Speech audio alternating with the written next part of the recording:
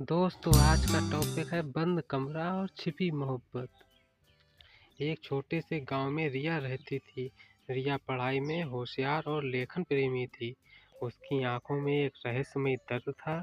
केवल उसकी दोस्त राधा ये समझ पाई। रिया का व्यक्तित्व सभी को आकर्षित करता था। वह अक्सर गहरी सोच में डूबी रहती थी। उसके हाव भाव में अधूरापन झलकता था।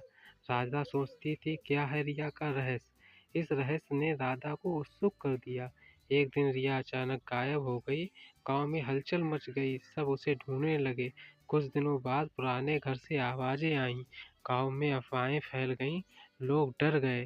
सभी ने उस कमरे को अशुभ मान लिया। राधा को यकीन नहीं हुआ। रिया कहाँ गई? गांव के लोग भी राधा से सवाल करते रहे। राधा ने सोचा रिया ने ऐसा क्यों किया। उसने रिया को ढूंढने का फैसला किया। राधा ने साहस जुटाकर उस कमरे में गई। उसे वहां रिया की पुरानी डायरी मिली। डायरी पढ़ते ही राधा स्तंभ रह गई। रिया के पिता का सब कुछ खो गया था। उसकी माँ मानसिक रूप से बीमार हो गई थी। रिया ने माँ की देखभाल की जिम्मेदारी ली। उसके पिता ने उसे गांव में बंद कर दिया। रिया ने अपने प्रेमी से भी दूरी बनाई। राधा ने रिया के दर्द को समझा। डायरी में लिखा रिया आखिरी कदम उठाएगी। राधा समझ गई रिया ने बड़ा फैसला लिया। उसने पुलिस को बुलाकर मदद मांगी। गांव के लोग रिया को ढूंढने में जुट गए। राधा को लगा उसने देर कर दी है। उसे रिया की सच्चाई समझ आ गई। वह खुद को दोषी मानने लगी। रिया के अंतिम शब्द ने उसे झकझोर दिया। राधा ने हर कीमत पर रिया को बचाने का सोचा। रिया को अंधेरे कमरे में बेहोश पाया गया। उसे अस्पताल में भर्ती कराया गया। उसकी माँ और प्रेमी भी मिल गए। गांव के लोग रिया को देखकर खुश थे। राधा ने रिया का हाथ थामा।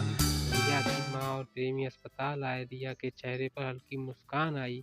वह अब धीरे धीरे ठीक हो रही थी। गांव में एक नई उम्मीद जागी। रिया ने नई जिंदगी की शुरुआत की।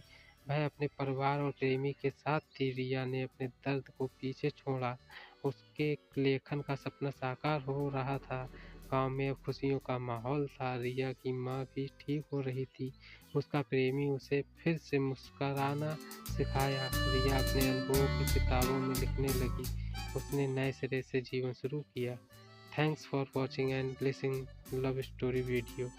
Like share and subscribe and comment में हर हर महादेव जरूर लिखें। Thank you very much my YouTube family.